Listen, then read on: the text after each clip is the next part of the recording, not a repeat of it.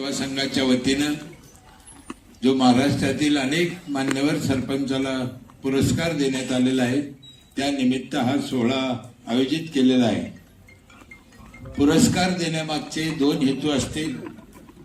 एक म्हणजे ज्यांनी काही चांगलं काम केलं कोणत्या तरी क्षेत्रात त्यांच्या पाठीवर कौतुकाची थाप पडावी, आणि दुसरं म्हणजे ज्यांना मिळालं नाही त्यांना याच्यातून काहीतरी प्रेरणा मिळावी, पुढे आपणही असं काहीतरी काम केलं पाहिजे अशी प्रेरणा मिळाली पाहिजे। म्हणजे दोघांचाही यामध्ये फायदा आहे, ज्याला मिळालं त्याचाही फायदा आहे, ज्याला नाही मिळालं त्यालाही प्रेरणा मिळते पुढे काम करण्याची।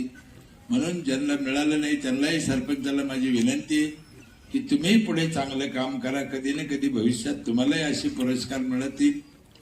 तसे पुरस्कार म्हणजे काटेरी मुकुट असतो, जेवढे पुरस्कार मिळाले तेवढे जपून वागावं लागत माणसाला, आणि त्याच्यावर वजन पडतं ना।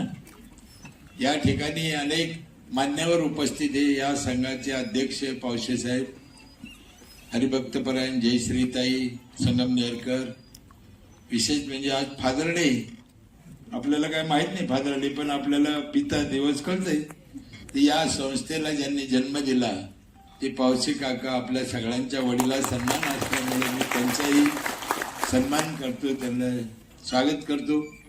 मी तुम्ही बऱ्याच वेळचे ताट कळलेले 11 वाजेपासून, तो एक 5 मिनिटात तुम्हाला एक 5-7 गोष्टी सांगतो।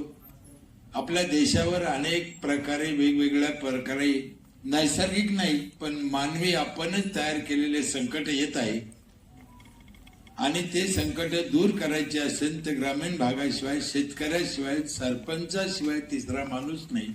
म्हणून माझी विनंती आहे सरपंचाला की नुसतं गावासाठी नाही तरी देशासाठी तुम्हाला हे काम करायचंय, मनापासून करा। ग्राम सुधारल्याशिवाय देश सुधारणार नाही, त्यामध्ये 5-7 गोष्टी करा प्राधान्याने। पाणी स्वच्छ पाहिजे पिण्याला लोक समाजाला, झाडं भरपूर लावले पाहिजे, फळाचे लावले पाहिजे, गावात स्वच्छता पाहिजे, भेसळयुक्त खाल्लं नाही पाहिजे गावानं, गावातलं तयार झालेलं अन्न जास्तीत जास्त खाल्लं पाहिजे, मुलांच्या शिक्षणाकडे संस्काराकडे लक्ष दिलं पाहिजे, गावातल्या वडीलधाऱ्या म्हाताऱ्या लोकांना जीव लावला पाहिजे। हे सगळे कामं आम्ही आमच्या इथे करतोय, आणि त्याच्यातूनच खरं गाव विकास आणि माणूस समृद्ध होईल। पूर्वी लोक 100 वर्षे जगायचे, आता 60 वर्षे माणूस जगत नाही, 50 वर्षात मरतोय। मग याला कोणीतरी जिम्मेदारी घेतली पाहिजे। 130, 140, 35 वर्ष पहिले लोक जगलेत। श्रीकृष्णाचं वय 135 होतं म्हणते, है ना।